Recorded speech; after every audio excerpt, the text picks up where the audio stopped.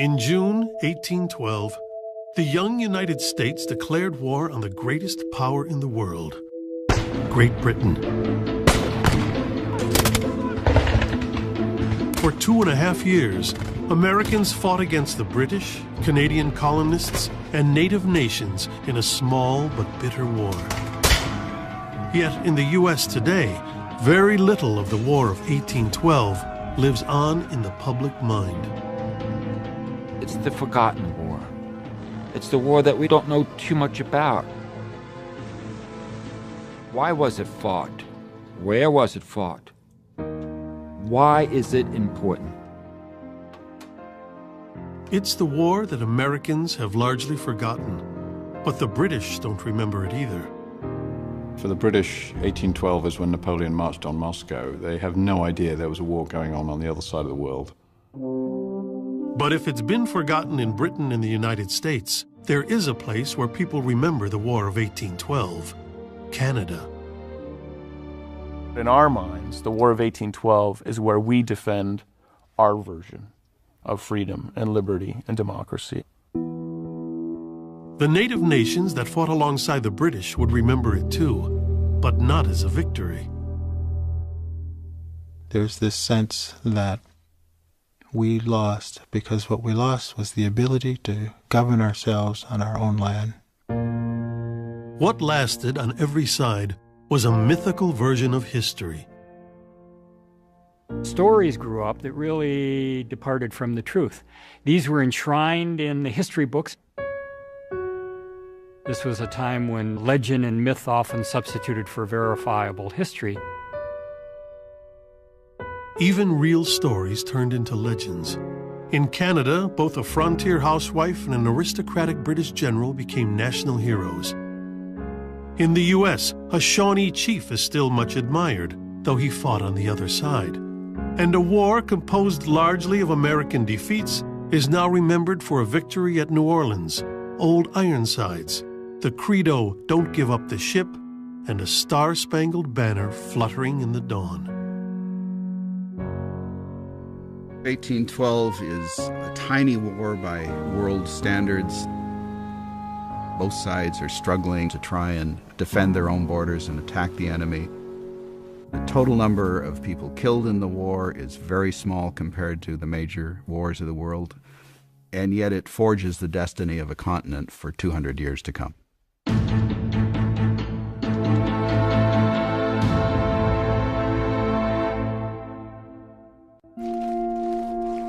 The War of 1812 was a paradox of scale. Its armies were small and casualties very few. Yet the battleground stretched across much of North America and beyond. But in Europe, another war raged, the decades-long struggle between Britain and Napoleon's France. It was this titanic conflict that touched off the War of 1812.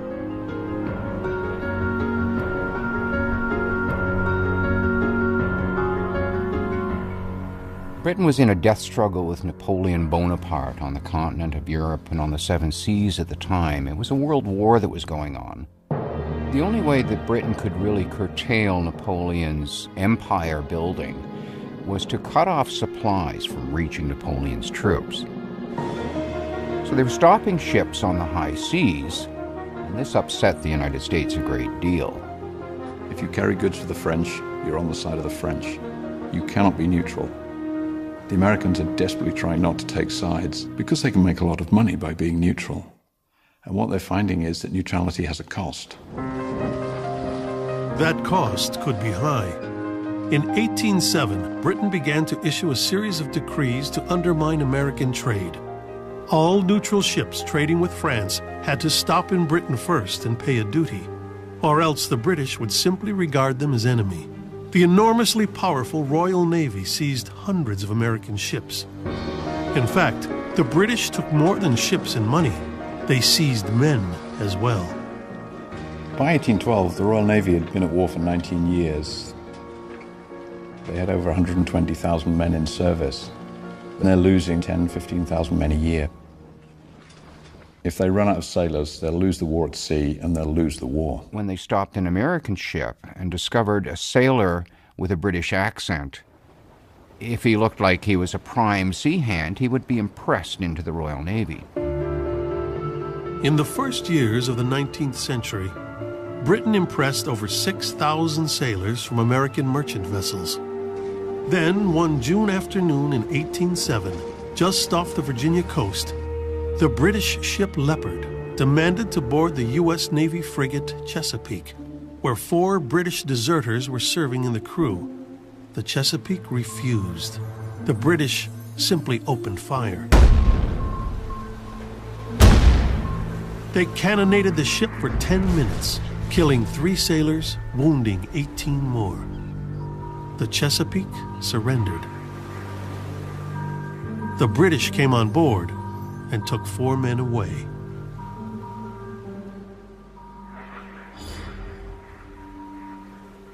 The whole incident led to extremely difficult feelings, as you can imagine, between Great Britain and the United States. It was an example, perhaps the most egregious example, of this kind of high-handedness on the part of Great Britain that clearly the American public were not about to tolerate. The British in no way really threatened our independence. They did what great powers always do when they are at war. They ran roughshod over the rights of a second-rate neutral power. No war was declared in 1807, but British impressment and American resentment went on without stop. In 1810, a new breed was elected to Congress. Men like Henry Clay of Kentucky and John C. Calhoun of South Carolina, both of whom had been born after the Declaration of Independence. So what was tolerable for older Americans was insufferable for the new generation. War for them was the only answer. War is pushed by a Republican Party based in the center and south with the support of the Western Warhawks. Their ambition is to seize land, the land of the Native Americans, the land that is now Canada. Expansion into Indian land to the west had been a basic part of U.S. policy for years. Among the principal architects of that plan was a learned, long-faced, hot-tempered man named William Henry Harrison, governor of the Indiana Territory. William Henry Harrison has been slowly but steadily acquiring lands from Native Americans throughout the Ohio River Valley. A number of tribes give him their lands, make treaties with him. In these treaties, tribes had signed away more than 100 million acres of land. But one Shawnee war chief refused. Tecumseh was 42, but he'd been through the fire long before. As he grows up, he sees much of his family, his father and his older brother, die in battles. He sees himself as kind of a person who has to kind of take charge because there's really no one else to take charge at his time in his life. Tecumseh became a fierce warrior, yet it was his compassion that marked him. He refused to make war on women and children. He envisioned a confederation of tribes from the Great Lakes to the Gulf of Mexico, a union of Indian nations. Tecumseh, the great Shawnee leader, was really not so different in his thinking from George Washington. As Washington had seen the states jealous and fighting with each other, Tecumseh saw the tribes doing the same and losing ground to the United States. Tecumseh was way ahead of his time because he realized that the United States was picking tribes off just one by one. And a tribe 100 miles away or 500 miles away thought that was not their problem. He was trying to resist the United States with a united front.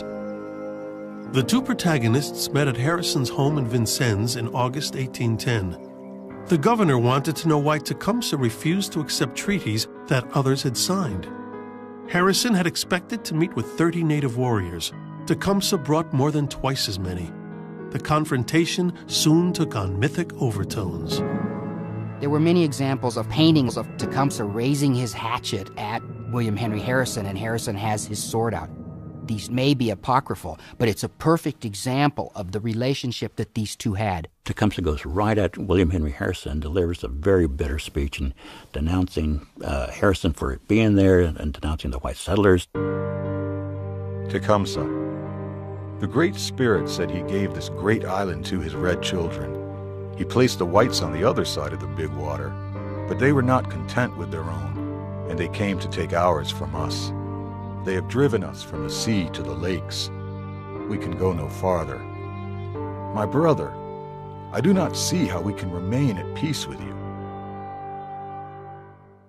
The thing which Tecumseh and Harrison had in common was their standing as warriors. They respected each other as warriors. Beyond that, they had almost nothing in common. Harrison was a dedicated expansionist.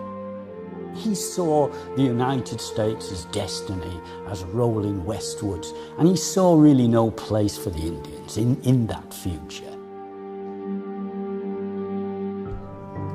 In the fall of 1811, Tecumseh set out to recruit Indian nations in the South to join his confederacy. Harrison seized the chance. He gathered an army and marched toward Prophetstown, Tecumseh's home base in what is now western Indiana. Harrison led 1,000 troops towards Prophetstown. He was plainly going there to attack it when he thought it was weak, when Tecumseh was not there to lead the troops.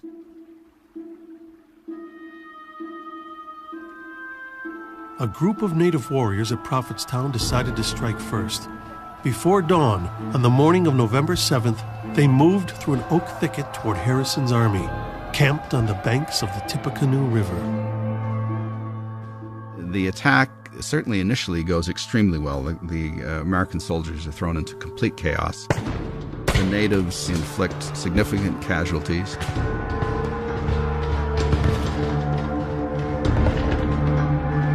The Americans organize themselves, they start to hit back.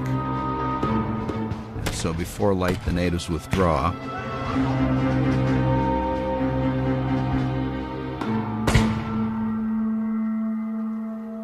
In the real Battle of Tippecanoe, the natives inflicted a good deal of damage. But Harrison's reports to Washington described a decisive victory, a glorious victory, a report that became an American legend. The day after the battle, Harrison's troops burned Prophetstown to the ground. His men dug up Indian graves and scalped and mutilated Indian corpses. In the village, they found British weapons, a discovery that outraged the frontier press. Vengeance, one newspaper demanded. The news angered the war hawks in Washington as well, and made life difficult for President James Madison. Madison was pressured by the war hawks. He was a brilliant legislative mind. As an executive, he foundered to some degree. He was a sensitive man, very small. He could look, one observer said, like a withered little Applejohn. His enemies, who called him a pygmy, acknowledged that he was very smart. But he probably wasn't cut out to be what was called then the chief magistrate. He lacked a certain decisiveness. He lacked an instinct for the jugular. Where Madison was an introvert, his wife Dolly was quite the opposite. She was 17 years younger, a fashion plate, politically astute, yet blazingly social. Madison himself was more at home among his books than in human company. He's the architect of the Constitution. He certainly understands very well that the power to declare war, the war powers, are in fact lodged with Congress. Madison sent a war message to Congress in June of 1812. What he does in that message is lay out all our grievances against Great Britain and then say Congress may wish to consider what to do next. On June 1st, 1812, Madison's war message was read before both houses of Congress. It listed the reasons for war. The British were impressing sailors, interfering with trade, and stirring up Indian warfare in the Northwest. 3 days later, the House voted 79 for war, 49 opposed. But in the Senate, debate lasted for weeks, and the margin was 19 to 13. It was the closest formal war vote in American history. It was a foolish notion to think that the United States could take on Great Britain, the world's most powerful naval power. It was a nation able to produce everything from muskets to cannon. to ships of all sizes, shapes, and description. But in Britain, the declaration of war was yet another unwelcome piece of news. Napoleon and his allies controlled most of Europe. King George III was insane. In May, the Prime Minister had been shot and killed in the House of Commons. The last thing Britain needed was another war. In Canada, there was even less enthusiasm for the war. People there knew that the declaration would soon be followed by an invasion. There were many Americans living in Canada. Madison felt that Canada would almost welcome the United States as a liberator. The Madison administration was very confident that the conquest of Canada would be, as Thomas Jefferson said, a mere matter of marching. I'm glad he said that, because British and Canadian historians have been dining out on that quote ever since.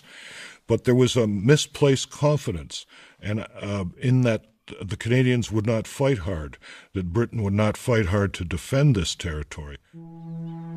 Even in the United States, the war got a mixed reception. In the West, the announcement was celebrated. But in New England, the reaction was quite different. This was the bastion of the Federalist Party, the opposition to Madison's Republican Party. Here, shops closed, bells tolled, flags hung at half-staff. The New England states had a flourishing coastal trade with Great Britain, which they weren't interested in losing. The effort on the part of the war hawks to paint Great Britain as the great enemy that had to be opposed really didn't find much support in New England. The New Englanders were fairly happy with the way things were, thank you very much, and their livelihood depended upon it. There was quite a bit of opposition to the war. Probably the most eloquent and forceful of the opposition papers was published by a Baltimore lawyer by the name of Alexander Hansen. He was publishing an anti-war newspaper in Baltimore, which was decidedly pro-war. He denounced President Madison and Congress for declaring war because the country was not ready for it. In his newspaper, he foresaw the ruin of America. As soon as war was declared, Hansen came out against it. Many in Baltimore were outraged. Violently outraged. There was a huge mob of people gathered outside the house. Hansen had a group of his friends inside that were barricaded. And so at night time, they were taken, these few people and Hansen himself were taken into protective custody in jail. And they were given the assurance that their lives would be protected. The mob broke into the jail, took the prisoners. They were all beaten, really beaten. Hansen was beaten unconscious. 9 men were clubbed and stabbed. One was tarred and feathered, then set afire. A general in the Maryland militia was stabbed to death. Alexander Hansen was left for dead, but he survived. What happened in Baltimore in those early days of the War of 1812 is a lesson in how you should not subdue dissent even during warfare, because a mob can get out of control and destroy the very values which you are trying to uphold. For the United States, this was an inauspicious start to a war that would go on for 2.5 years. The first chapters of the war were a story of American disaster, one blunder after another. One of the greatest mistakes that the American government makes in declaring the war is the way they go about informing their own army that war has been declared, particularly in the Northwest. They make the mistake of sending word out by the common post, which could take weeks, even months. The British commanders in the Northwest know that war has been declared before the American commanders do. At the western edge of the United States, the American fort on Mackinac Island, commanded by Lieutenant Porter Hanks, controlled the strategic narrows between Lakes Michigan and Huron. One peaceful day in July 1812, a British and Indian force gathered on the heights behind the fort and sent over a messenger. Lieutenant Porter Hanks is completely unaware that war has been declared until This is oversimplifying to a point, but he wakes up one morning, there's a cannon pointing down the hill and a guy in a red coat knocking on the door saying, we'd like the keys. Lieutenant Hanks surrendered to the British, and minutes later, the Union Jack flew over the fort. A fort of this magnitude has simply fallen without a fight. This is a tremendous blow to American morale, to the strategic situation in the Northwest. In the summer of 1812, James Madison approved a plan that surprised no one. The United States would wage war on Britain by invading Canada. The Americans would invade in 3 places. One army would plow into Canada from Detroit at the western edge of Lake Erie. Another force would cross the border at the Niagara River, just east of Lake Erie, and a third would head directly for Montreal. The U.S. plan at the beginning of the war, it's that they were planning to attack everywhere, it seems. And it was all very disorganized. The U.S. plan ignored some basic truths of the era. There were no real roads. Transportation moved well only on water, and the British held the St. Lawrence. Towns on the distant frontier were out of touch with Washington, and communication between the 3 American armies was non-existent. At the same time, the British, who had very much smaller forces in Canada, the planning was very good, the defense planning. They knew what they wanted to do. And they knew who they wanted to do it. The fate of the Canadian colonies rested in the hands of Governor-General Sir George Prevost, a sensible, practical administrator. His job was to hold on to as much of Canada as he could. He faced a big challenge, large territory, sparse population, and a territory that wasn't all that well fortified. But Prevost had an asset in the brilliant General Isaac Brock, commander in Upper Canada. Brock was Prevost's antithesis. He was 42, strikingly handsome, a wine lover and gourmet, a dazzling dancer, an omnivorous reader, an aggressive, willful gambler, an aristocrat to his bones. He was extremely energetic. He was extremely ambitious. He did not want to be in Canada. He knew the real war was in Europe, and he felt that if he distinguished himself here, that they would send him over to Europe, to where the real war was. When he first joined the 49th Regiment of Foot, in the regiment was a famous duelist. This man insulted Brock. Brock insulted him right back. So this man challenged Brock to a duel. Brock chose pistols to be fired over a handkerchief, not a distance of 30 paces, but over the width of a handkerchief. The duelist backed down, and being disgraced had to leave the regiment. In North America, Brock and Prevost realized that Upper Canada, the vast province in the west bordering all 5 of the Great Lakes, might be lost to the invading Americans. Isaac Brock. My situation is most critical. Most of the people have lost all confidence. I, however, speak loud and look big. Looking big might not be enough. Brock had a massive area to defend and few men to do it with. Beyond the Canadian militia, he had just 1,200 regular soldiers from the British Army. But it was an army of veterans. It was an army made up basically of the poor. The soldiers were there out of economic desperation by and large. They joined the army for the food, the lodging, and the clothes on their back, because it beat the devil out of starving to death in the slums of Glasgow. One British soldier was Shadrach Byfield, a young man from Wiltshire, a weaver by trade. Shadrach Byfield. I entered the military service at 18 in the year 1807. My mother, on hearing I was enlisting, was so affected she fell in a fit and never spoke after. I was obliged to march off the next morning. The man who understood British soldiers best, the Duke of Wellington, said that they were the scum of the earth, enlisted for drink. He also said that he put his life in their hands, so they were at one and the same time at the bottom end of the socio-economic scale, and they were hugely important. These guys are professionals. The U.S. Army, by contrast, had virtually no professionals. Americans still distrusted the entire idea of a standing army, which might become a threat to their liberty. So the United States would rely heavily on militia.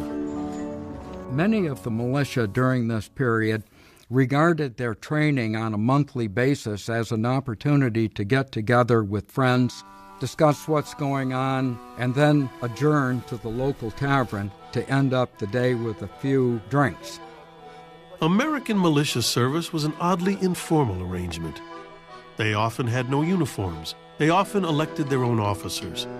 Their attachment to their home state was as powerful as their feelings for the country, and few imagined that invading another nation might be part of the job description. The American generals Madison had to choose from were hardly better. In fact, they were worse. The generals he had to pick among were either very young and untried or veterans who were 30 years past their prime. He went with the veterans, and it was disastrous. One such veteran was William Hull. William Hull had been a brave soldier in the Revolution. He was 58. He had eaten and drunk a great deal too well for 30 years. And when the war was looming, Madison called him back to Washington and offered him a generalship in the fledgling American Army. They needed him to go and invade Canada. So he went off with many misgivings and no possibility of success. In July 1812, General Hull assembled an army for what looked to be an invincible invasion sent from Detroit. General Brock had only one hope to stop the American invasion: help from the native warriors. We are committed to a war in which the enemy will always surpass us in numbers, equipment, and resources. It is of primary importance that the confidence and goodwill of the Indians be preserved. During the American Revolution, most Native Americans had allied themselves with the British, a decision that cost them lives and land. The British understood that without Native allies, they would have a very difficult time. But because of our losses during the Revolutionary War, our people were very hesitant to fight. When we put ourselves in the moccasins of these fellows back then, what big decisions ahead? What side to pick? What fight to make? And where to make that fight? They're big, big decisions. But after the burning of Prophetstown, Tecumseh had made his choice. Late one August evening, he entered Brock's quarters on the Canadian side of the Detroit River. The two men liked each other on sight. A more sagacious and gallant warrior does not, I believe, exist. Tecumseh has the admiration of everyone who conversed with him. They've both been professional, full-time soldiers, basically, in their culture since they've been teenagers.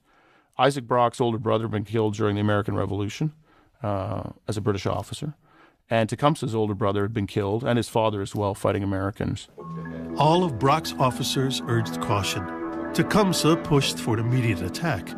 Brock agreed. "This is a man," Tecumseh said of Brock. On the morning of August 15th, 1812, they crossed the river and took up positions around Fort Detroit.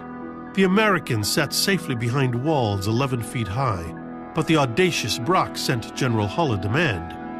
"I require," he wrote, "your immediate surrender." Hull was tortured by doubt. He had an inordinate fear of the Indians. He was convinced that the Indians were savages beyond any recognition as human beings, that if they were unleashed on his family or his troops, it would be the worst kind of massacre. Brock dressed Canadian militiamen in surplus uniforms, so they looked like regulars. Tecumseh marched his same men past the fort 3 times, so it looked as if he had thousands of warriors. Then the British primed the cannon. The British gave notice that they would commence a bombardment of Detroit. when it began, Lydia Bacon, who was the wife of an American Army officer, was actually in the fort. She was in the hospital quarters with other women preparing bandages for the wounded. The British got the range of the fort so well that a shell came through the next door room and killed 2 officers outright. Lydia Bacon. The cannon began to roar. A 24-pound shot cut 2 officers who were standing in the entry directly in 2. The same ball passed through the wall and took the legs off of 1 man. My feelings were wrought up to a high pitch. But weep I could not, complain I would not. William Hull did not have Lydia Bacon's courage. The American general disintegrated. In the fort, there was Hull slumped on the ground, drinking heavily, smoking, tobacco juice and spittle running down the front of his uniform. His men are so angry, they haven't fired a shot. Hull begged for time. He sent a note to Brock, asking for a 3-day ceasefire. Shadrach Byfield. I was with General Brock at that time, and from what we could hear, the American general inside the fort wanted 3-day cessation, to which our general replied that if they did not yield in 3 hours, he would blow up every one of them. Hull didn't need 3 hours. After a few minutes, he ordered a white tablecloth hung out a window. It was the only time in history that a white flag was raised over an American city before a foreign army. Brock comes, he marches thousands of American troops out, some of them militia he sends home. Hull he takes to Canada, marches him through the streets, and ultimately sends him home. I have done what my conscience directed, Hull wrote. I have saved Detroit from the horrors of an Indian massacre. But Hull had lost an entire army and had dealt a shocking blow to the morale of his own country. And Hull's men are pressed to have him court-martialed. And he is found guilty. And he is sentenced to be shot. Madison reviews Hull's record, decides that he was a hero in the Revolution, and he sustains the sentence, but not the execution. And Hull goes home in disgrace to Massachusetts. But Detroit was only the first of 3 parts to the American invasion of Canada.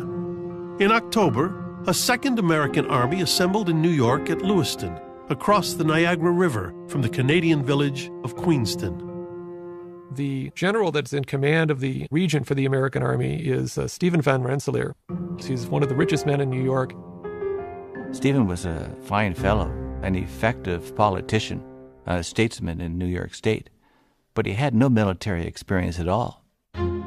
The British Army, by contrast, was led by Isaac Brock himself. Brock had sailed quickly down Lake Erie to take command of a small army of regulars and irregulars. And at Queenston Heights, Isaac Brock's got black troops following him.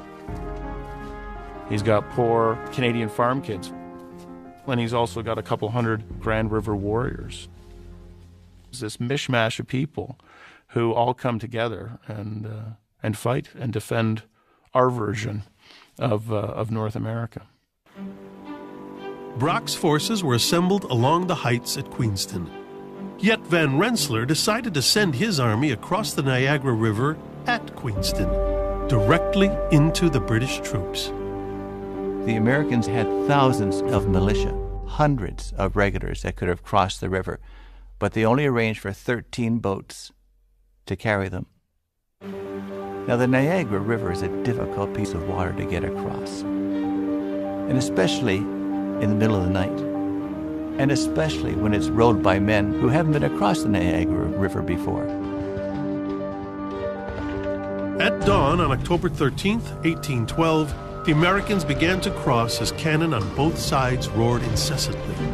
A group of Americans reached the shore, then found a fisherman's path up the cliff and took the heights overlooking the town.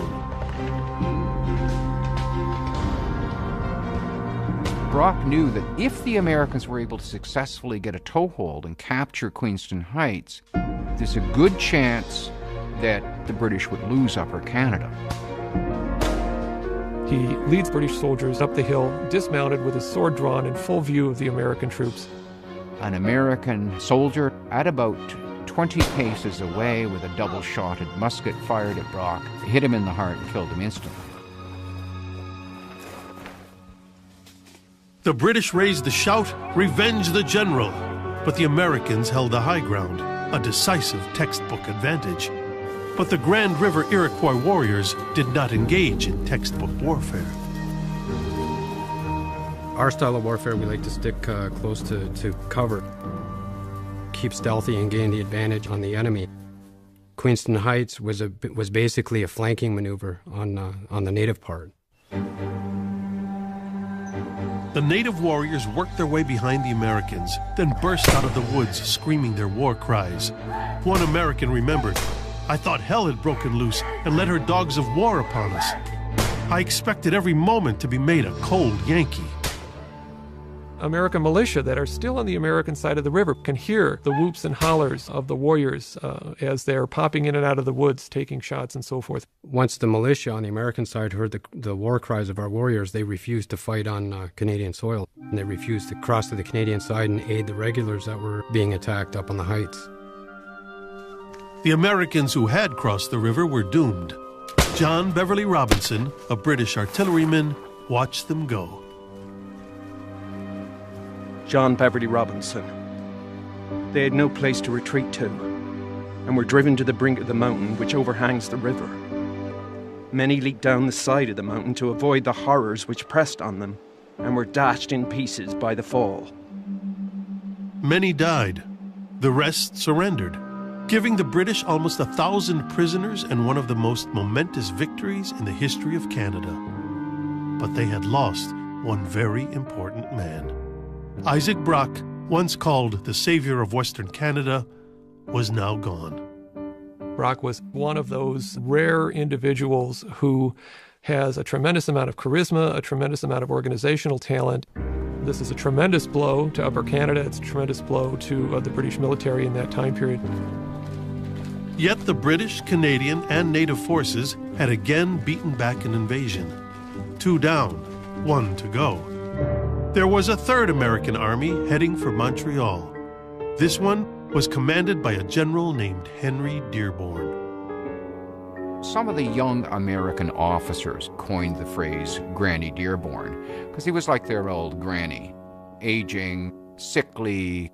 He needed his hot water bottle at night for the rheumatism. He was slow to move, conservative in his ideas. In November 1812, Dearborn sent his force of 4,000 north toward Montreal. But in his 2 columns, confusion was so general that the troops fired on each other.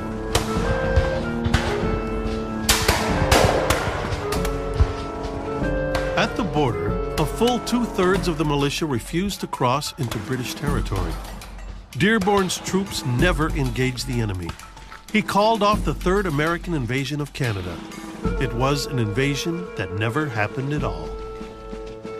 The first year of the war ended in disaster for the Americans. Every offensive that was undertaken into Canada ended in failure, abysmal failure. The Americans had been hugely overconfident about conquering the Canadian colonies by land. On the other hand, the U.S. never had the slightest illusion about being able to defeat the British at sea.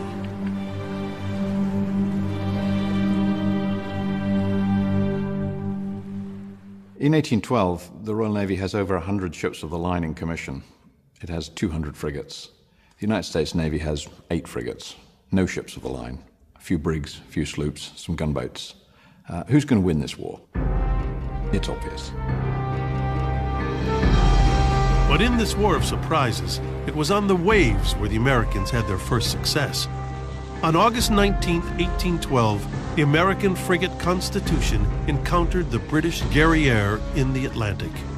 During the battle with HMS Guerrière, British gunnery, of course, was brisk and hot.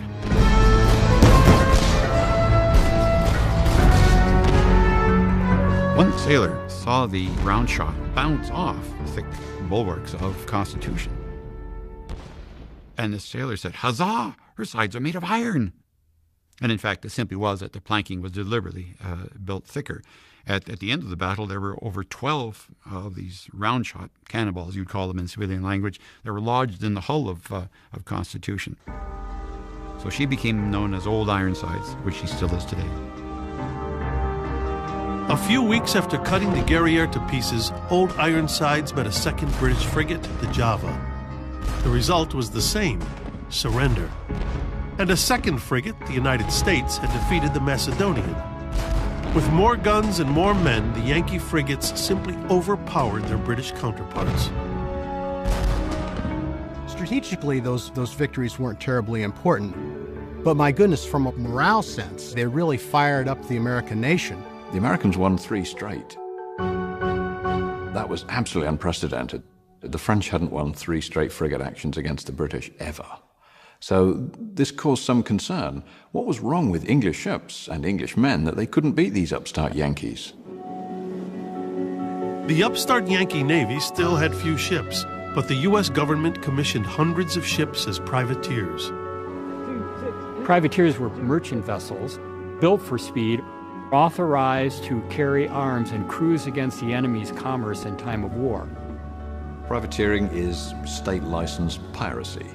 It's an age-old system. It's a cheap kind of militia system as opposed to a regular navy. They were never going to determine the outcome of a war, but they did put pressure on the enemy's commerce.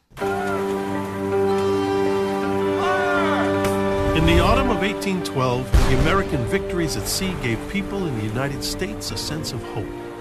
The invasions of Canada had not gone well, but the Americans were willing to try again. In the West, William Henry Harrison had recruited a sizable army, much of it crack Kentucky sharpshooters. William Atherton, a 21-year-old farm boy, was one of the recruits. William Atherton. We volunteers from Kentucky left our homes on the 12th of August, 1812. We anticipated danger and made arrangements to meet it. In late fall 1812, Atherton traveled with Harrison's army on a search-and-destroy campaign west of Lake Erie. Harrison's plan was to clear the natives from their lands, then head for Fort Detroit. Harrison was ruthless. William Atherton. At Fort Wayne, we were ordered to march to 2 Indian towns for the purpose of burning their houses and destroying their corn. We accomplished this. Frontiersmen and natives were accustomed to engaging in a very brutal form of warfare. They killed women and children. They took scalps and other body parts for souvenirs, took no prisoners of war. That kind of warfare was typical of what occurred on both sides on the frontier. But by December, Harrison's men were suffering as they struggled toward Detroit. William Atherton. The men became very sickly. The typhus fever raged among us. We saw nothing but hunger and cold staring us in the face. We scarcely had anything to eat. Many times the dead march was heard in the camp. There was worse to come. In early 1813, a portion of Harrison's army encamped at Frenchtown near the River Raisin, in what is now southeastern Michigan. We were accommodated with all the necessaries of life. We almost seemed to forget we had an enemy in the world. But on a quiet January night, an attack force of over 1,100 British and native warriors, commanded by Henry Proctor, silently made its way through the snowy forest. Shadrach Byfield, the private from Wiltshire, was among them. Under cover of a wood, we approached near to the enemy, unperceived. William Atherton. I slept soundly until awakened by the startling cry of "To arms! To arms!" and the thundering of cannon, and the more terrific yelling of savages. The first thing that presented itself to my sight was the fiery tail of a bombshell. And these came in quick succession. Shadrach Byfield. Before daylight, we had charged them several times. I was much affected by seeing a lad about 11 or 12 years of age who was wounded in one of his knees. The little fellow's cries from the pain of his wound, his crying after his dear mother and saying he should die, were so affecting that it was not soon forgotten by me. Then I received a musket ball under my ear and fell. My comrade exclaimed, "Byfield is dead." And I thought to myself, is this death? But the British and native forces soon overwhelmed the Americans. Colonel Proctor, who had no combat experience, simply marched away, leaving 80 wounded prisoners to his Indian allies. And the native warriors, long enraged by Harrison's brutality, were not in a merciful mood. There's a number of American wounded that are left behind in some of the cabins, and there's only a very small British guard on these folks. Many of these prisoners are massacred. Tecumseh's brother said, whenever the Indians win a battle, it's called a massacre. Whenever the whites win a battle, it's called a great triumph. So political spin was used here about who was committing atrocities. When the Haudenosaunee would take a prisoner, it really depends on what happened just prior to that and what that person did. If that person had killed somebody on our side, then in likelihood they would be executed, or if not, pretty severely tortured. The Indians had very logical reasons for killing prisoners. They had no jails to put them in, and they had no means of granting them paroles and exchanges. And they often said, well, the reason we kill prisoners is that we don't want to fight our enemies twice. But William Atherton would not be killed at the Battle of River Raisin. William Atherton. An Indian took me to the back of a house, put a blanket around me, and gave me a hat. He brought with him a pack horse and gave me the bridle, making signs to march on. Captives, particularly young male captives, were very highly prized amongst the Indians. They were often integrated into the Indian tribes in a remarkably close way. William Atherton from Kentucky would now learn to be a Potawatomi in the cold, quiet forests of Michigan. I have nothing to say against the Indian character. They are a brave, hospitable, kind, and honest people. But Kentucky, my home, would rise up before my mind. I found among the Indians a scrap of newspaper printed at Lexington.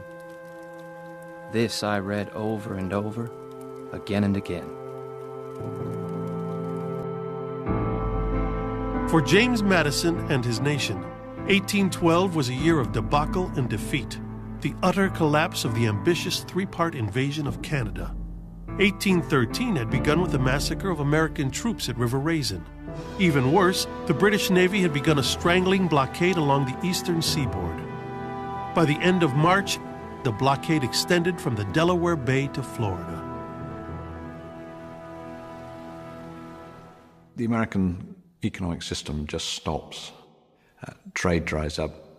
The British have just closed down American shipping. As the spring of 1813 arrived, British General Henry Proctor was marching his army into Ohio. But William Henry Harrison, after the disaster at River Raisin, would be ready for him. He moves part of his army up to the rapids of the Maumee River near modern Toledo, Ohio. He builds what will become Fort Meigs. Meigs is essentially a fortified camp. It's about 10 acres, it's a picketed stockade. With 7 two-story blockhouses, 5 raised batteries, and sheltering embankments 12 feet high, Fort Meigs was built to withstand almost any attack. Soon, it would have to. In early May of 1813, the British and natives under Proctor and Tecumseh come to lay siege to the fort. Up until now, the British and the natives have enjoyed an unbroken string of victories in the Northwest and humiliations to boot. Well, that's not going to happen at Fort Meigs. Harrison understands frontier warfare, and he's not going to be scared into surrendering like his predecessors had been. Harrison waited inside the fort, much to Tecumseh's fury. It is hard to fight people who live like groundhogs, the Shawnee said. About 4 days through the siege, Harrison receives word that there is a party of reinforcements, Kentuckians, coming down the river. The Kentuckians storm the British batteries. They're cut off and surrounded by the native force. Once more, defeated American soldiers were in the hands of the native warriors, as they had been at the River Raisin. Once more, a massacre begins. It's not the British that put an end to this massacre, it's Tecumseh. Tecumseh rides in, waving his tomahawk, according to the stories, and puts an end to this massacre where the British had stood by and literally done nothing. He had a sense of honor. He was a humane, compassionate man. He was a man who didn't believe in gratuitous violence. He didn't believe in slaughtering people out of any sense of triumph. Inside the fort, Harrison and his army were still safe. For over 4 days, the British blasted away, pounding the fort with cannonballs to no avail. Proctor refused to make a direct assault on the fort. Tecumseh was furious. His warriors would not make war by sitting and waiting. He later said that Proctor was a fat animal that carries its tail on its back, but when affrighted, drops it between its legs and runs off. This is a really good example of the dynamic between Tecumseh and Proctor versus the dynamic between Tecumseh and Brock. In one point, supposedly he says to Proctor, "You are unfit to command. Go and put on petticoats." In the end, Proctor simply departed, leaving the fort in Harrison's hands. For a change, as the British have been turned back, Fort Meigs is the beginning of the end for Tecumseh and for the British in the Northwest. But the American success at Fort Meigs was not repeated along the Niagara border. In the spring of 1813, an American army again crossed the Niagara River. As the Americans camped near Stony Creek, a small British force launched a raid at night. The British had the advantage of surprise. It's pitch black. There's only ambient light from the stars. So when the British charged into the camp, the American units are trying to figure out where is the enemy. 2 American generals got lost and wandered into enemy lines. A 3rd American officer led a valiant cavalry charge, only to find out that the army he was cutting to pieces was his own.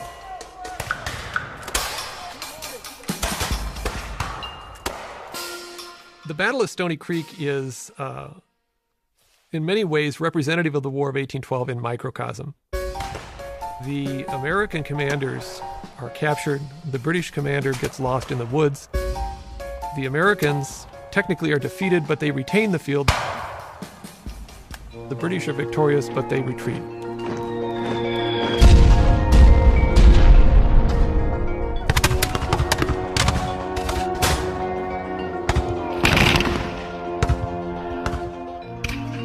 The term the fog of war was coined at that time in the age of muskets because every musket that was fired gave off a cloud of black powder smoke.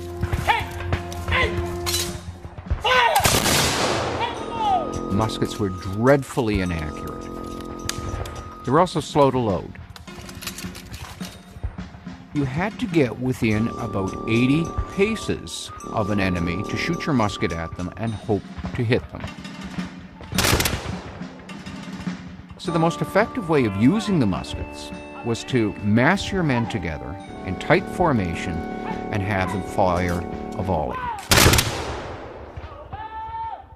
What I have here is a war club. It's the Indian weapon in the War of 1812, even though they had muskets and carbines. We actually call it the skull cracker. It cracks your skull, and that was what it's intended to do. Hit a guy hard enough in the head, you're going to knock him out of commission. Now, sometimes they would decorate them with their totem animal or your dream animal, something of power, something that would come to you. But you would use this thing in battle. You would go running up to a guy, crack him in the head with this thing, and you're going to do some damage. During the War of 1812, they began to add sharp deer antler pieces or even knives or blades on here because they became more powerful to cut through the soldiers' uniforms.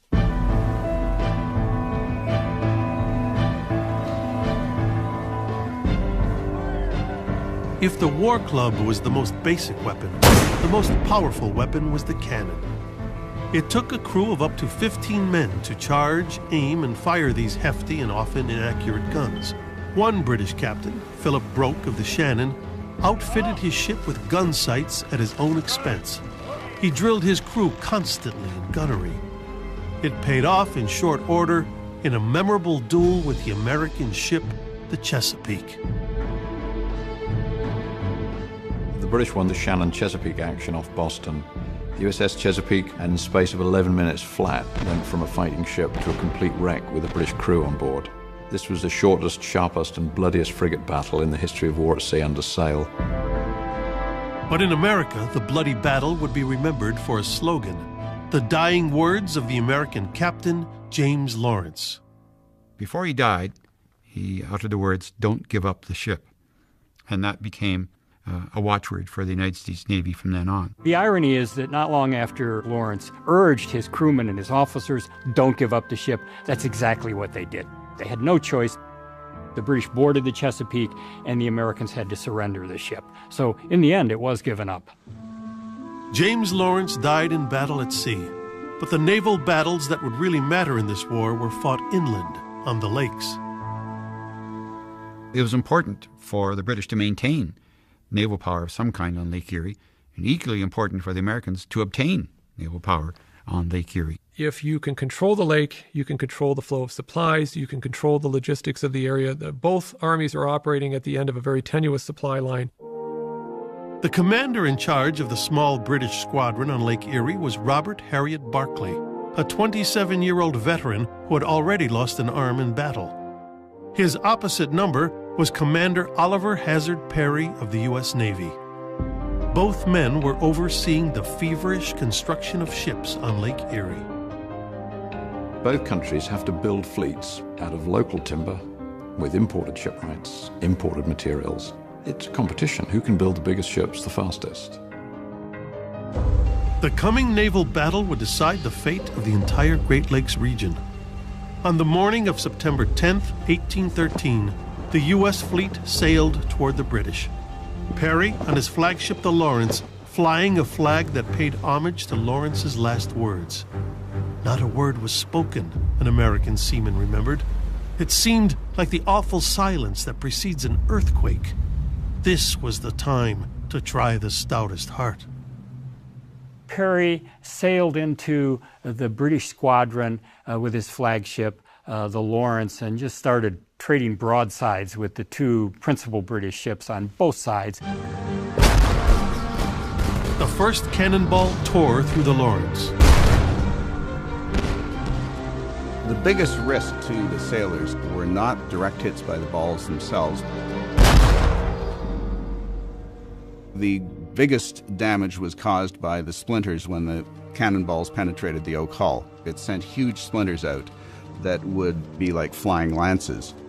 The scuppers would actually run with the blood. Lawrence was soon reduced to a wreck. There were casualties strewn across the deck. It was customary, if your vessel was incapable of maneuvering, you would strike your colors.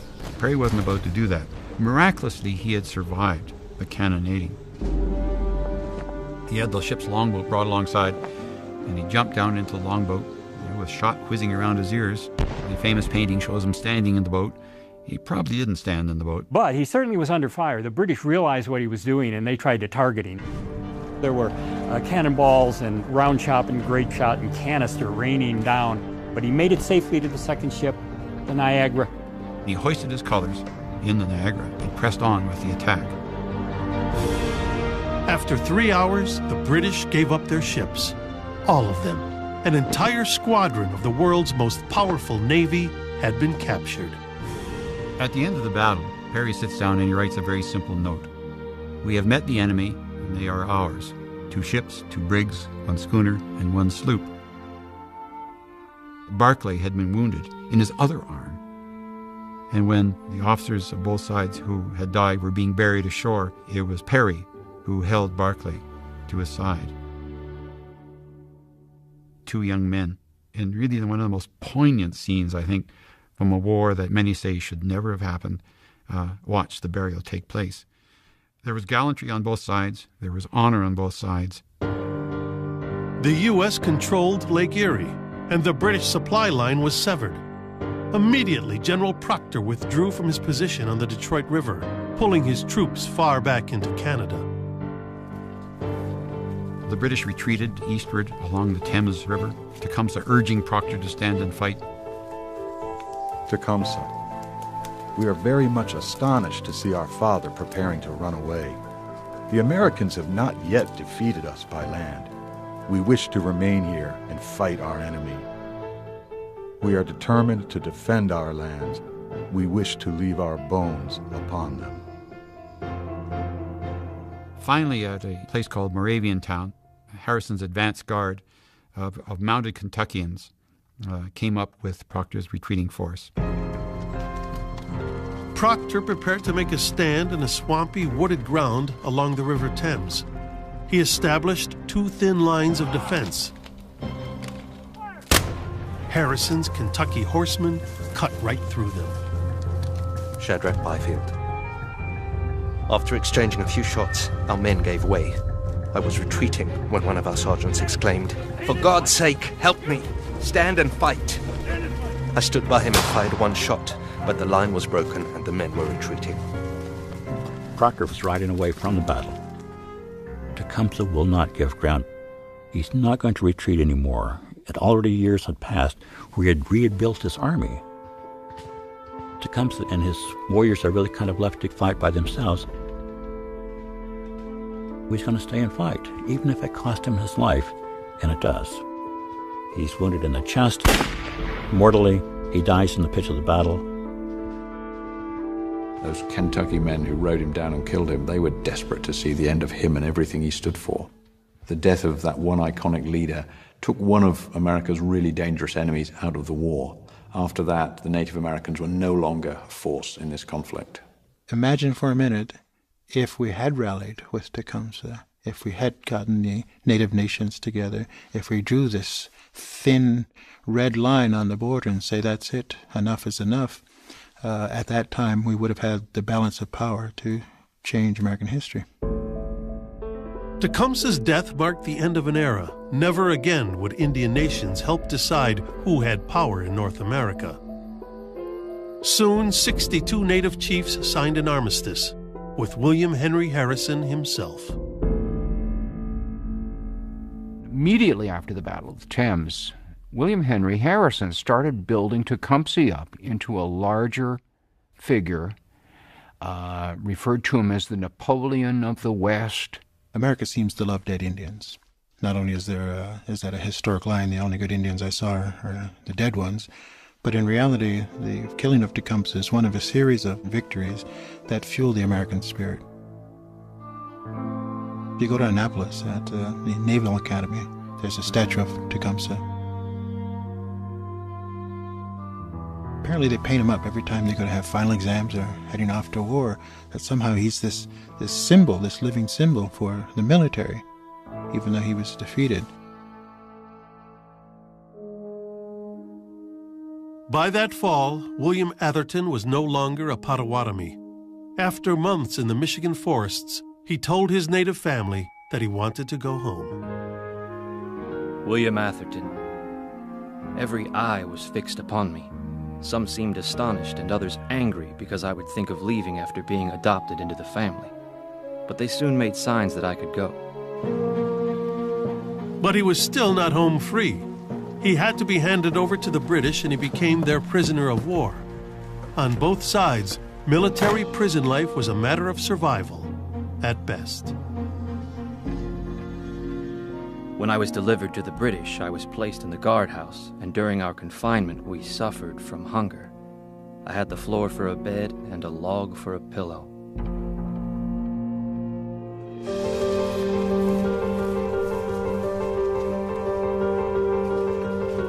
In the fall of 1813, William Atherton would be marched from Michigan to a military prison in Quebec. But there were other Americans marching north as well. With Lake Erie secure, the United States was free to try again to conquer the eastern heart of the Canadian colonies, Montreal and even Quebec. In the fall of 1813, Canada faced the most serious threat to its continued existence as a British colony. The Americans sent one large army of 7,000 men down the St. Lawrence towards Montreal, and another army of 5,000 men marching up the Champlain Valley to then rendezvous with them at Montreal. With a total of 12,000 soldiers, this was the largest American operation of the war. But once again, the Americans put an invasion into the hands of incompetent officers. The larger army was commanded by James Wilkinson, a somewhat strange, corrupt Revolutionary War veteran. Commanding the other army coming up the Champlain Valley was a Carolina planter named Wade Hampton, of whom it could be said his most salient feature was that he loathed Wilkinson. Neither men could stand each other. The two forks of America's 1813 invasion would never be in tune. Wilkinson and Hampton each carried out his own private war. On October 25th, Hampton led his army to the Chateauguay River, just inside the Canadian border. There, he engaged the enemy, but not the British. There were no British troops there. There was a Canadian force that was at Chateauguay, and mostly French-Canadian. The French-Canadian population basically sided with the British because, as one British officer put it, they trusted the Americans even less than the British.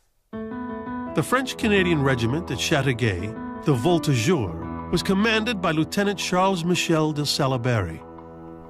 The Americans hoped that he and his volunteers wouldn't have their heart in the battle. Hampton sent an officer forward on horseback who could speak French and asked him to harangue the Canadians, tell them to surrender.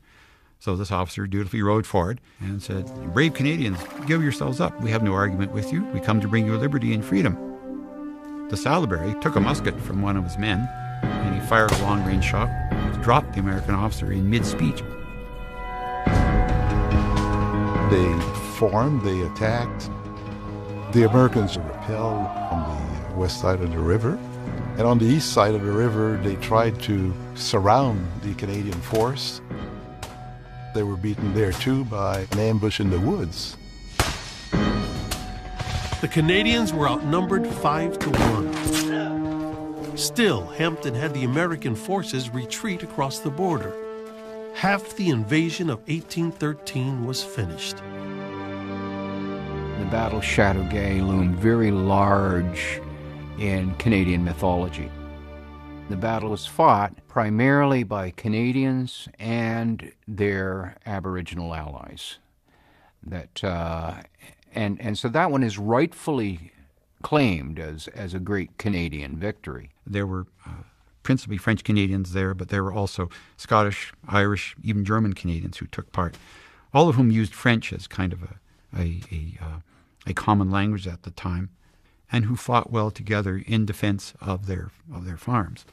It was perhaps one of the first times in Canadian history that the disparate populations of Canada had ever fought together in a common cause. Hampton's wing of the invasion had been beaten back, but General James Wilkinson was still sailing his 7,000-man American army toward Montreal. Wilkinson is heading east along the St. Lawrence River. It's estimated that a log would float down the St. Lawrence River faster than Wilkinson's fleet went. Almost from the day they set out, General Wilkinson began dosing himself with laudanum to fight off dysentery. Wilkinson appears, from witnesses, to have miscalculated his dosage. And from time to time, he was wont to break into song and tell funny stories about previous experience when he should maybe have kept his nose to the grindstone. Wilkinson had never commanded even a regiment in battle and expected the worst. In case of misfortune, he decided, the army must surrender. When his forces met up with the British at Chrysler's Farm, Wilkinson stayed behind. His army outnumbers the British 3-1. The vast numerical superiority he enjoys is completely negated by the fact that he doesn't even show up to conduct the battle himself. The Americans attacked through the mud of the fields at Chrysler's Farm and were driven back by volley after volley of accurate gunfire. The Americans were forced to retreat. Wilkinson simply withdraws and abandons the entire attempt. His army hasn't been destroyed, he just doesn't have the stomach to continue. Wade Hampton resigned his commission and returned to South Carolina. James Wilkinson faced a court-martial but was acquitted. In the United States, the invasion of 1813 was forgotten as quickly as possible.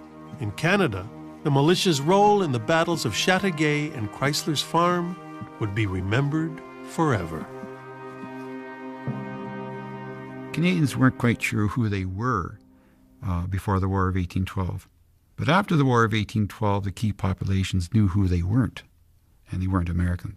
In Canada, we have the emergence following the war of something known as the militia myth, which would plague the Canadian military right up until the First World War. And this was the idea that the farmer, the clerk, the ordinary individual could be called up, given a weapon, sent to the field, and defeat whomever opposed. Because after all, in the Canadian mind, it was these people who had won the War of 1812. Laura Secord was another ordinary Canadian who came to Britain's aid in the War of 1812.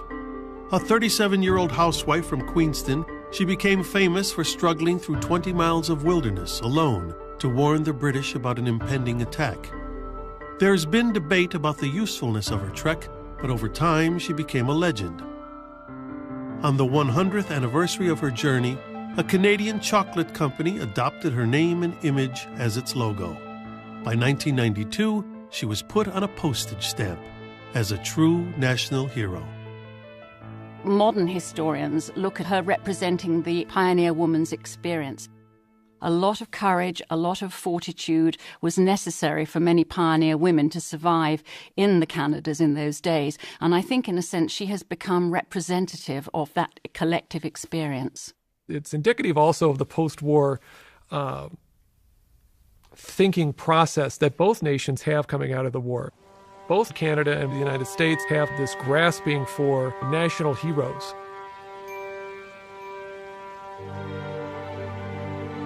By late 1813, it was the American side that was running short of heroes.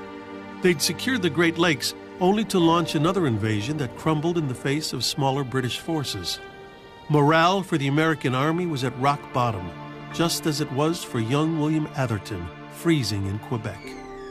It was an uninterrupted scene of suffering from beginning to end for a company of cold, ragged, and starved Kentucky boys. Often people came to see us in the prison. An idea prevailed that we were wild men or an order of beings that scarcely belonged to this earth.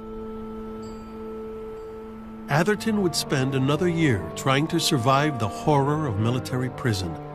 And on the Niagara border, it would be a winter of horror on all sides. Warfare at the time between Christian nations, there were certain conventions that one followed at the time. And one of those conventions is that you did not disturb the civilian populace, if possible. So that you could capture an enemy village, but you would not plunder the houses in that village. You would not burn civilian property. But earlier in the year, poorly disciplined American troops had burned the public buildings in the capital of Upper Canada, York, the tiny town that eventually would become Toronto. The burning of York was just a prologue, the first in a string of actions that would make this war a milestone in the growing history of brutality. On the 10th of December, 1813, the Americans set fire to the town of Newark, which is now Niagara-on-the-Lake.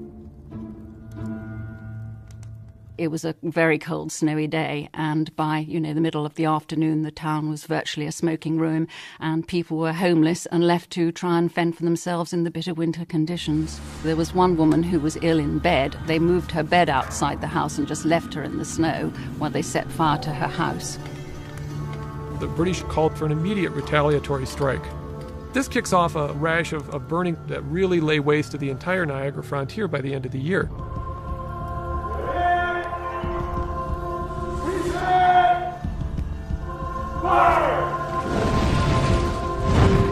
In one day, the British burned 3 towns to the ground. In Lewiston, one American said, "Our neighbors were seen lying dead in the fields and roads, some horribly cut and mangled, others eaten by the hogs." Then it was Buffalo's turn. Shadrach Byfield was there. We took possession of the place. Orders were given so that no dwelling was to be spared except one, where the dead body of a child lay who had been shot in the street. This was in compassion towards the sorrowful mother. The people of Buffalo gathered at the river and watched the smoke rise. Burning cinders from their homes sailed toward them, borne on the wind, and the sound of wailing and sobbing too rose on the wind. Fire had bred fire. People are being not only put out of their houses by the burnings, but they're being killed and maimed in some very atrocious ways. People are being scalped, people are being tortured, carried off, separated from the rest of their families. It's really a tragic scene of affairs on both sides. When the war broke out, the officers from the American garrison at Fort Niagara were at church across the river with British officers in St. Mark's Church in Newark. They were friends and neighbors.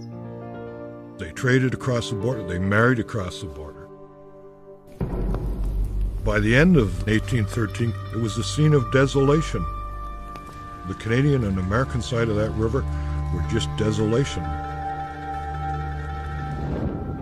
By the end of 1813, President James Madison was hoping hard for peace. On December 30th, word arrived that Britain would negotiate, and Madison sent representatives off to Europe. But negotiations would not begin for over 7 months. As the United States hoped for peace, the country finally began to become proficient at war. This is not the American army that went to war in the fall of 1812. What you have is a new, younger, aggressive breed of American officer. Men like Jacob Brown and Winfield Scott have done a tremendous amount of drilling and training of the troops under their command. This really represents the coming of age of the American Army. The improved American Army would show its mettle in the summer of 1814. In July, Jacob Brown's troops battled British regulars twice on the Niagara Peninsula. On July 5th, in a field near the Chippewa River, Winfield Scott led his brigade right through a hail of artillery fire, causing the British to retreat. 3 weeks later, by a Canadian cemetery within earshot of Niagara Falls, the two armies met again, this time in one of the bloodiest battles of the war, a desperate encounter at Lundy's Lane. It's the worst kind of battle you could want to fight. It's an unplanned meeting engagement with continuous reinforcement on both sides. And highly unusual for the time, it goes on into the night. One American participant called it a conflict obstinate beyond description. They got stuck into each other, and they weren't going to let go.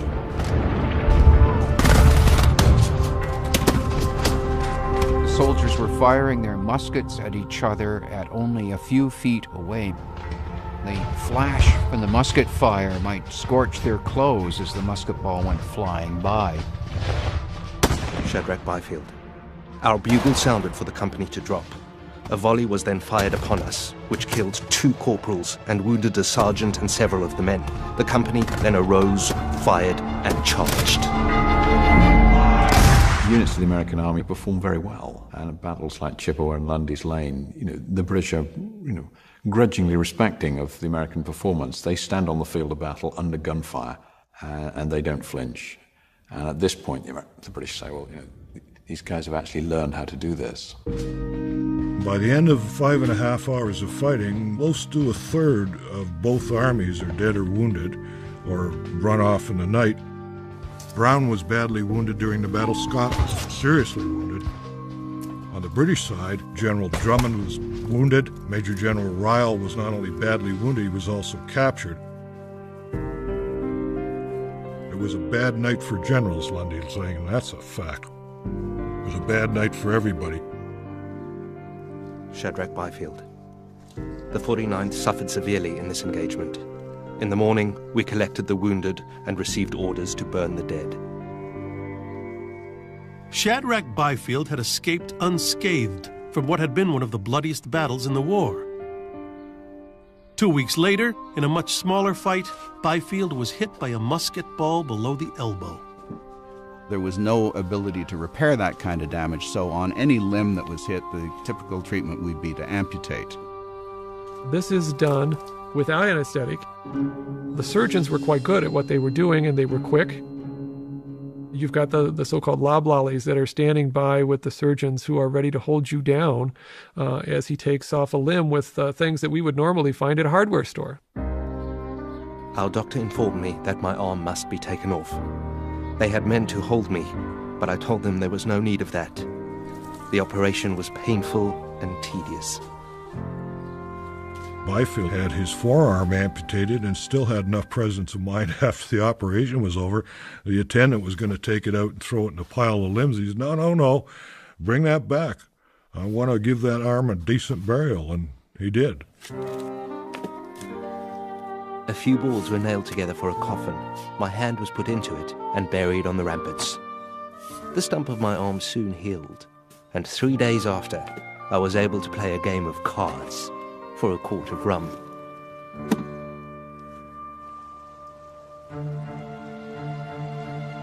The Niagara Theatre was the setting for much of the bloodiest fighting of the war. Over and over, the Americans tried to push into Canada, but these battles ended in stalemate. However, the year 1814 did see one clear victory. The British and their allies defeated the French, marched into Paris, and captured Napoleon.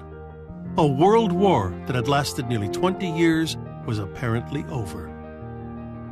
President Madison and his cabinet realized that the troops that were now fighting against Napoleon, upwards of 60,000, could be redirected elsewhere. If the world's largest power turned all their forces against the United States, there could be serious territorial losses.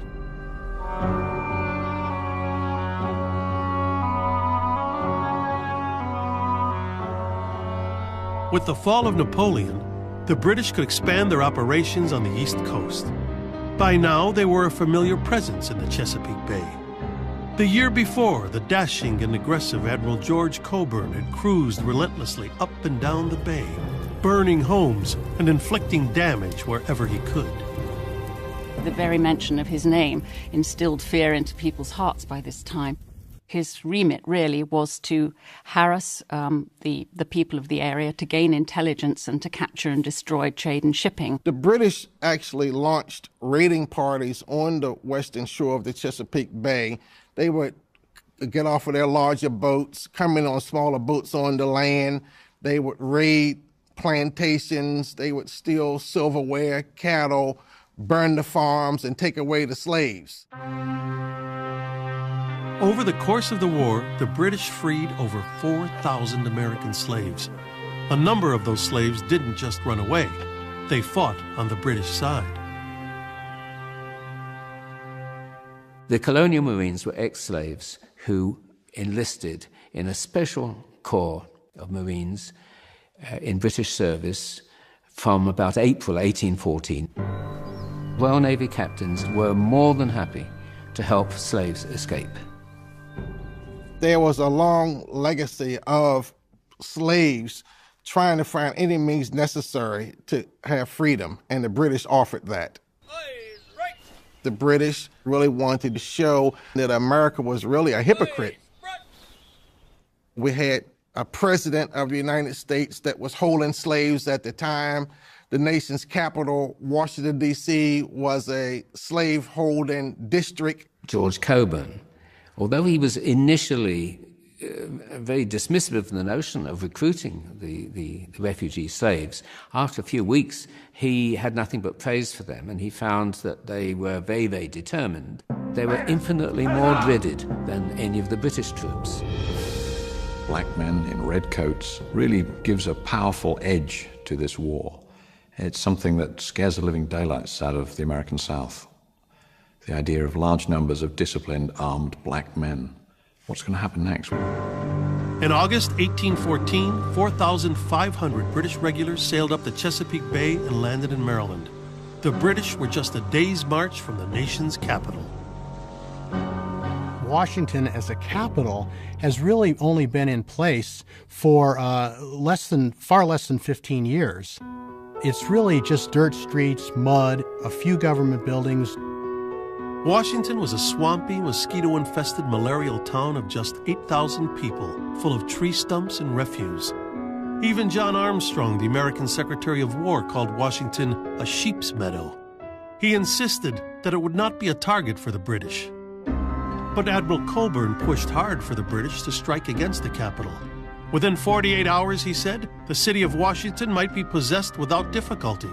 And in fact, the capital was virtually undefended. Madison had this obsession with the Northern Theater.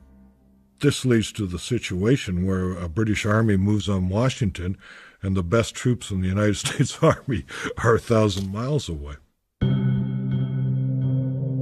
The British first faced American militia at Bladensburg near the capital. The Americans had the advantage of numbers, but the well-trained British regulars advanced steadily and the militia quickly broke and ran. We made a fine scamper of it, one private said. It was at that battle when we found out that we couldn't keep on depending on militia, when they were routed so severely and opened the path to the destruction of Washington. From that time on, the country understood it needed a professional army and navy. But the American militia were not the only ones running away. The citizens of Washington were hastily gathering up all their movable possessions and leaving the city in all safe directions. Dolly had remained in the president's house with instructions from her husband to be ready to flee at a moment's notice. Dolly Madison. Since sunrise, I have been turning my spyglass in every direction, hoping to discern the approach of my dear husband.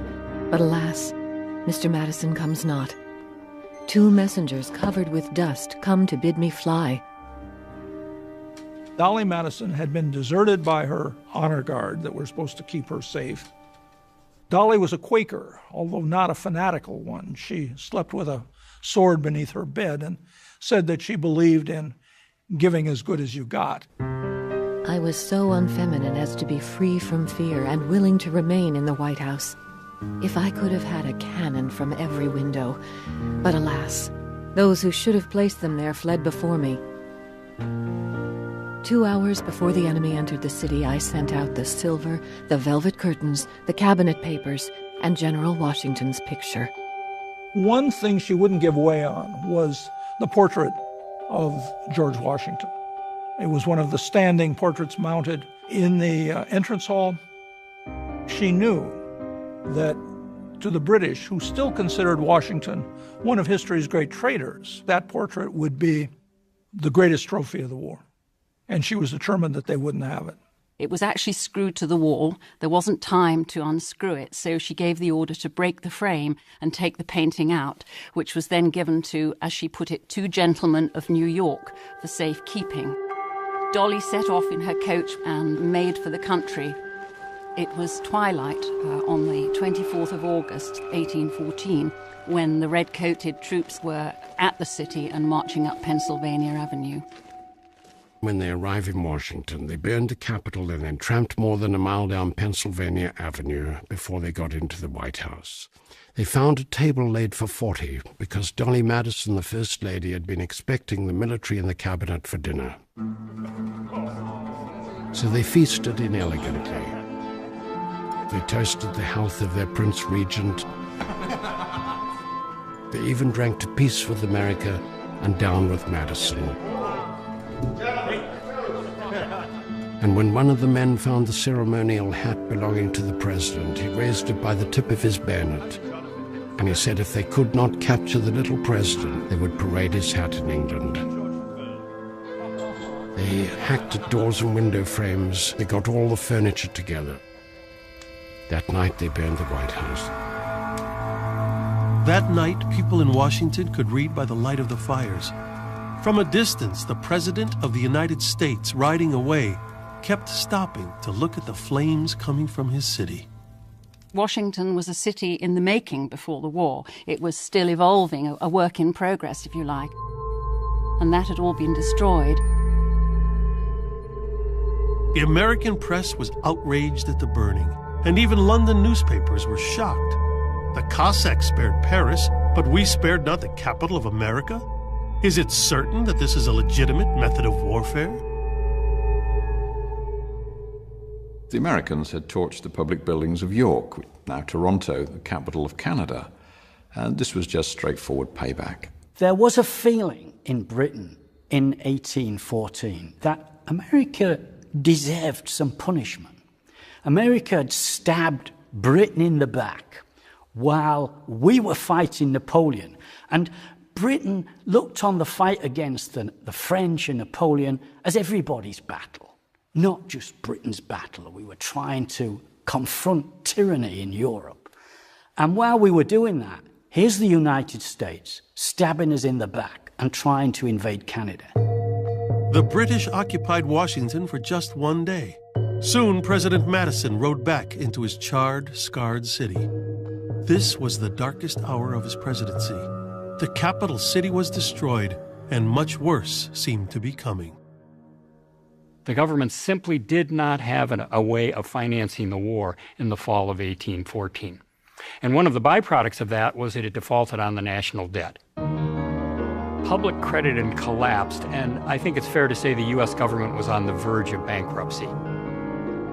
"We are bankrupts," wrote one Massachusetts newspaper. "Our goods sitting in warehouses, our ships rotting at the wharves, our commerce dead." People didn't have hard cash in the United States at that time, and people preferred to trade where they could get hard money.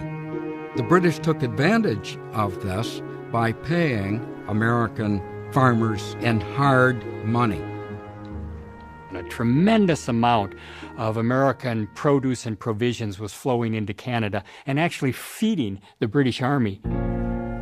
And prisoners of war as well.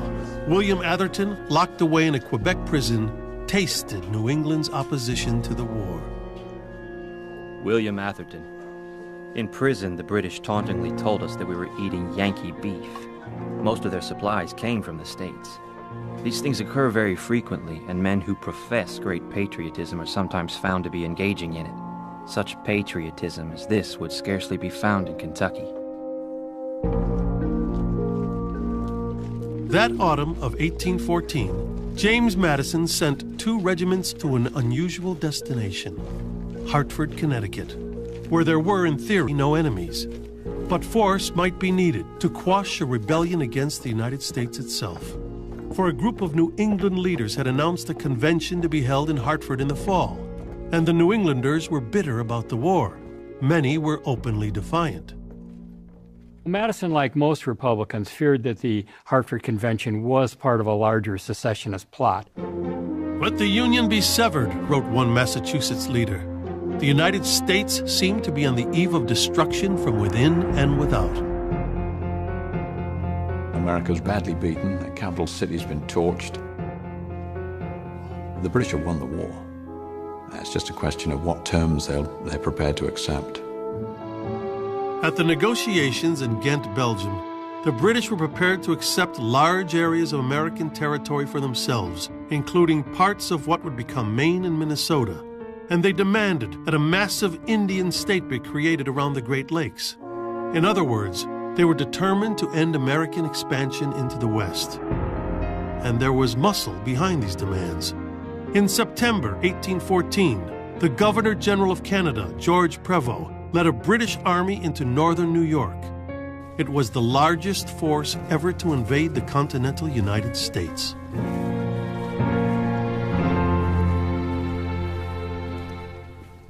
This is going to be a killing stroke. If it's carried out effectively against a relatively small American garrison, the English can win a decisive battle here and force the Americans to concede terms. Prevost planned to attack and occupy the American forts at Plattsburgh. To keep his troops supplied there, he needed to control Lake Champlain as well. What stood in his way was a small American squadron on the lake, commanded by a young officer named Thomas McDonough. McDonough chooses to anchor the American flagship Saratoga and fight from an anchorage in Plattsburgh Bay. He was going to simply turn his ships into floating gun platforms. The idea was that since there was overwhelming force coming by land, and possibly an equal-sized force to McDonough's own fleet coming by sea, he was going to back himself into a corner and fight like a badger and not come out until he won. On September 11th, the British fleet sailed up to engage Macdonough's ships. The British have to sail up the lake against the wind. They struggle into the bay, begin to exchange some fire. These ships are relatively lightly built. They carry heavy guns. In any kind of firefight, they'll be knocked to pieces, and the guns on one side will be taken out of battle. Macdonough is ready for this. When his ships are so badly battered they can't fight, he simply hauls on the cables, turns the ship round, and presents a fresh broadside to an enemy who is already badly beaten up. The English commander cannot do this. He's only anchored one way. He can't turn his ships around, so he's going to lose. After almost 3 hours of fighting, the British struck their colors. Any chance for their control of the lake was gone. With a single naval battle, the largest invasion of the continental United States had been brought to an abrupt halt. Prevost calls off the attack and orders the division to move back to Canada to destroy the excess stores, and off they go. And everybody, from the soldiers, the NCOs, the junior officers, senior officers, could not understand why he did that. He had to operate a defensive campaign up till that time. And when the Navy was defeated on Lake Champlain, in his opinion, it was no point in risking British lives by taking Plattsburgh, which he could well have done. So he withdrew the army for the protection of Canada in the future. Prevost is a tragic figure, a sad figure. The man is told to hold the line, and he does that. He followed orders.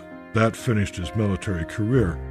When he got back to Montreal, a cabal of disgruntled officers began a letter-writing campaign back to London, basically criticizing Prevost for his command, his conduct on the Plattsburgh campaign, and that leads to his being sent back to England in disgrace.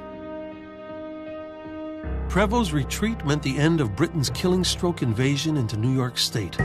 But just 2 days after Macdonough's victory, British forces launched another bold attack, this time against Baltimore. The British went through Bladensburg, they ransacked Washington, D.C., but the big prize was Baltimore. It was an international community, it was a deep port, it was the center of commerce. And it's the home of a lot of the privateers that are causing them problems. Baltimore, big shipbuilding town. So it would be really nice to get into downtown Baltimore and burn these shipyards, destroy the privateers. The star-shaped fort called McHenry at the top of the bay was the linchpin. Destroy the fort, and the city would fall. On the morning of September 13th, the British Navy attacked the fort. Bombs began bursting in air.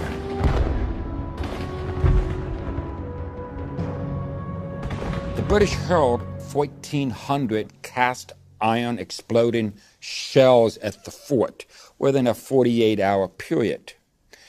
And that's a total of about 133 tons of exploding metal over Baltimore Harbor that could be heard, by the way, 100 miles away in downtown Philadelphia. For all the explosions, what Americans would remember from that night was the work of a lawyer, Francis Scott Key. He watched the bombardment from a ship just 8 miles away. Key had seen over Fort McHenry this gigantic flag flying before sunset. And throughout the night he paced the deck of his ship in the darkness, hoping the explosions would continue, because if there was silence, it might mean the fort had capitulated. As the morning mist clears, as he says in his hymn, he saw the American flag. And he had never looked with such reverence upon the symbol of his country. He took a letter out of his pocket. On the back of it, jotted down thoughts, words, phrases, anything that tumbled through his mind while the intensity of the moment lasted. That poem was crafted and polished, and it was set to an old English drinking song called To an Anacreon in Heaven. Within a week after the battle for Baltimore, the song is published. It is 4 stanzas long. Within a month, every newspaper in the United States has published it. The Star-Spangled Banner didn't become America's national anthem for 116 years. But the Battle of Fort McHenry had an immediate effect. The fort did not fall, and the British withdrew. The results from Plattsburgh and Baltimore changed the emotional and political climate, even in New England. The Hartford Convention did meet in 3 weeks of secret sessions. Its report denounced the war, but the word secession was not used. The two American victories also changed the tone at another meeting, the peace negotiations in Belgium. Britain's demand for an Indian state no longer had the force of victory behind it. England tried to demand that America leave an Indian buffer zone between American settlements and Canada. The United States rejected this vigorously. They said this is a property right we possess. The treaties that resolved both the Revolutionary War and the War of 1812 in many ways ignored us as primary participants. We're not nations in the final resolution of the peace, but they are still talking about us. They're the ones deciding our rights. And then when the war is over, they divide up our land.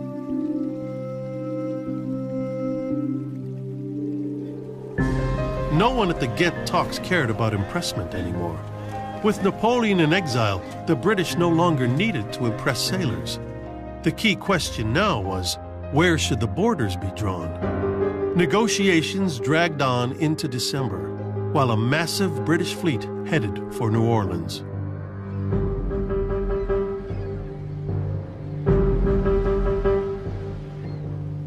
New Orleans is the door to half a continent.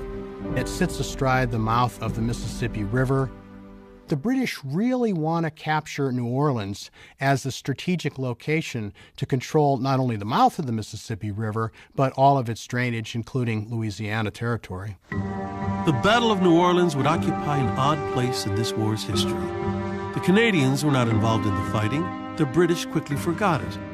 But this battle, or rather the legend of this battle, is still remembered in the United States. Over the years, a story was told, a story of a heroic Tennessee general, of Kentucky riflemen sitting behind cotton bales, of a slaughter that won a war. The story began on December 1st, 1814, when Andrew Jackson arrived to take command of the city's defenses. Andrew Jackson is probably as brave a man as we've ever had in our American history, physically brave, very rash, orphaned early, ill-educated, but filled with ambition. At 13, Jackson carried messages for the Americans in the Revolution. His mother and his two brothers died during that war. He was captured by the British and put in prison. There, an officer struck him with a sword for refusing to clean the officer's boots. Ever after, he harbored a great hatred for the British. And he hated. He had a real capacity for hatred. He was not a reflective man. He liked action. Jackson's most recent action had been a brutal campaign, a massacre of the Red Stick Creek Indians in Alabama and Georgia. As he took command in New Orleans, the entire city knew that the British were coming. They weren't well prepared in any way for an invasion. They knew it. So when Jackson arrived with his militia and his regular army troops, he imposed martial law. The Louisiana legislature discussed surrendering to the British. Jackson talked about blowing up the legislature instead and put one lawmaker in jail. He used threats and force to recruit soldiers and entered into a highly unusual alliance with the pirates from nearby Barataria Bay. He even accepted black men into his army, although he himself owned slaves. Jackson's able to assemble an army there to oppose the British that combines all of these various factions. And I think that that's one of the reasons why that battle really says so much about forging a new American identity and a new American nation.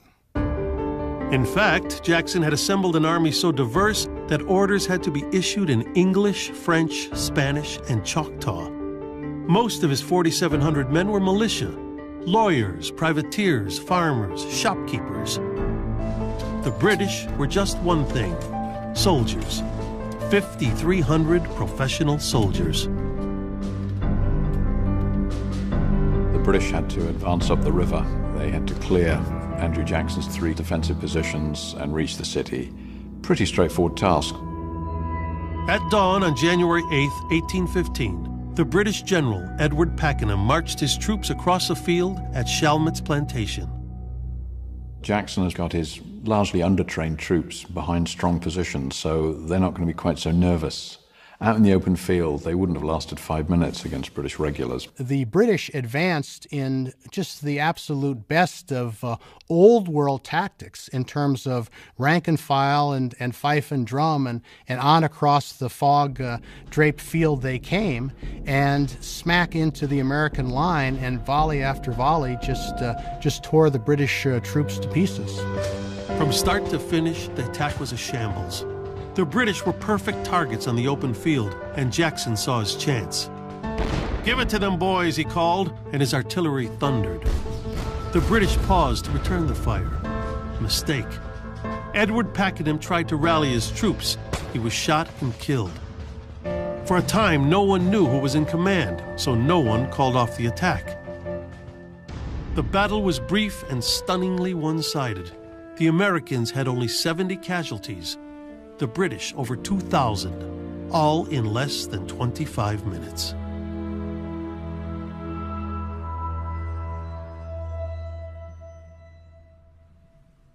Most British people didn't really remember this war at all. And in 1959, there was a surprising ballad, The Battle of New Orleans, which took most British by surprise. It was by Johnny Horton, a country western star, or at least I think it was. It went something like this. In 1814, we took a little trip down by New Orleans and the mighty Mississippi. We took a little bacon and we took a little beans, and we fought the blooming British at the Battle of New Orleans. Old Hickory said we could take them by surprise if we didn't fire muskets till we looked them in the eye. We held our fire till we see their faces well, then we opened up our squirrel guns and really gave them well. The song was part of a general twisting of the truth, the New Orleans legend. The British did not run through the briars or the brambles, they simply died. The ramparts weren't made of cotton bales, and it was the American artillery, not the Kentucky riflemen, that did the damage. But the details did not matter. Nearly a month later, in early February, the news reached Washington and the town went wild. Glorious news, a newspaper shouted. 9 days after the news came from New Orleans, a ship finally reached the western side of the Atlantic. Peace. A treaty had been signed at Ghent on Christmas Eve, 1814, 2 weeks before the Battle of New Orleans. But most people in the United States heard about the victory at New Orleans before they heard about the end of the war. And so it seemed to Americans that Jackson's resounding victory had somehow brought peace. It's a great propaganda coup for the Republican Party. It helps to keep them in power for another election or two. So really very useful. And it will be told as the core story of the American victory in the War of 1812. That's how you end the great War of 1812 story. The terms of the Treaty of Ghent were crystal clear. The war had been a stalemate. The boundary lines would be exactly as they had been at the start. People had died, and the United States had gained nothing. But in the U.S., euphoria reigned. The Senate ratified the treaty unanimously, and James Madison was suddenly a popular president. In Canada, too, the peace was celebrated. The colonies were saved in part because Canadians had helped to fight off repeated invasions. In time, Canada would become a sovereign nation. The seeds of that sovereignty were sown in the War of 1812.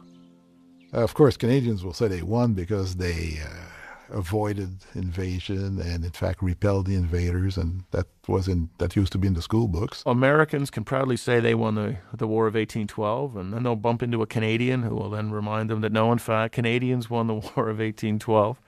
But I think it's generally agreed that it's the First Nations people of North America who lose the War of 1812.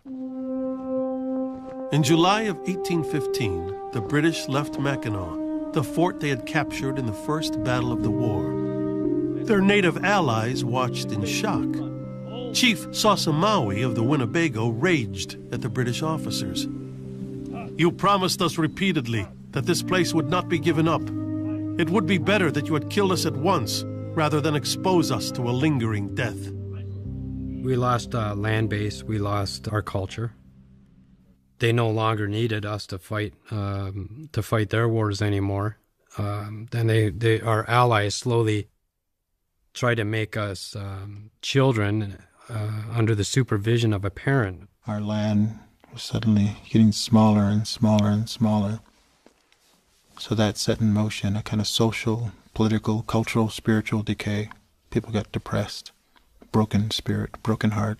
The warriors and the soldiers who survived the War of 1812 went home, grew old, and died. In the end, what lived on was a story about history.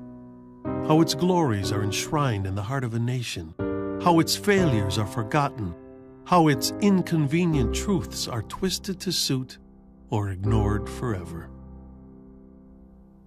People ask me who won the War of 1812. I often say the British Army won the War of 1812. I don't say Britain, I say the British Army, because the British soldier always did what he was asked to do. Shadrach Byfield returned to England in late 1814. He and his family lived in poverty until he designed a tool that would allow him to weave with just one arm. I went to a blacksmith and he made an instrument for me. I am happy to say that I have been able to labor for my family and keep them comfortably for nearly 20 years. Both sides can claim, obviously, clear areas of victory. Both sides won certain battles and lost certain battles. I think I share the view of a young British officer in the War of 1812, Lieutenant John Le Couteur of the 104th Foot, who, when he was writing about the end of the war, said how pleased he was that this was over. As far as he was concerned, it was a hot and unnatural war between kindred people. Young William Atherton was finally released from his Quebec prison in May 1814. He started back to his hometown in Kentucky on foot. We had been for so long in prison and suffering that we seemed to have reached a new world almost. I was barely able to walk in more than 1,000 miles from home without money, clothes, or friends. Yet my spirit did not quail for a moment. I have told a plain, unvarnished tale, yet it may not be without its use to my young countrymen to know what their fathers have suffered.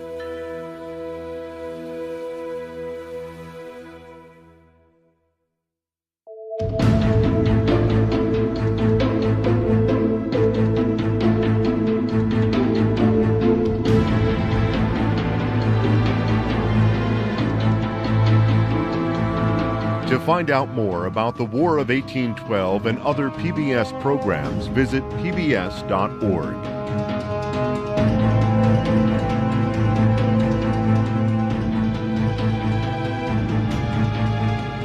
The War of 1812 is available on DVD. The companion book, The War of 1812, Guide to Battlefields and Historic Sites, is also available. To order, visit shoppbs.org or call us at 1-800-PLAY-PBS.